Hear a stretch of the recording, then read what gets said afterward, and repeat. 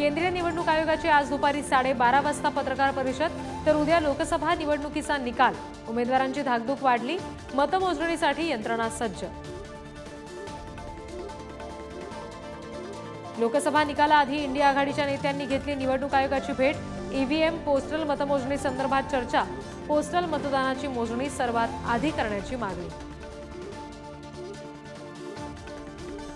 मुंबई पदवीधर निवडणुकीसाठी अनिल परब आज उमेदवारी अर्ज भरणार। आदित्य ठाकरे, अरविंद सावंत यांच्यासह काँग्रेस नेते राहणार उपस्थित। ठाकरेंची शिवसेना जोरदार शक्ती प्रदर्शन करणार।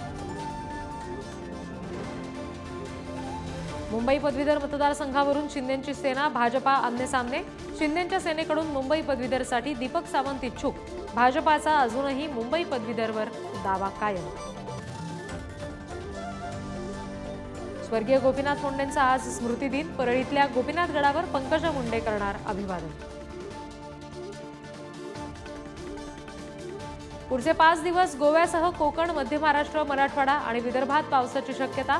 महाराष्ट्रासह बिहार, मध्य प्रदेशात सुद्धा बरसणार सरी।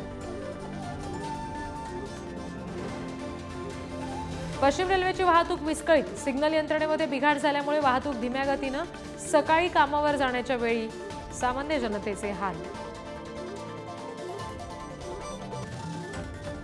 अमूल दुधाच्या किमतीत 2 रुपयांची वाढ। आजपासून नवे दर लागू। गुजरात मिल्क मार्केटिंग फेडरेशनचा निर्णय।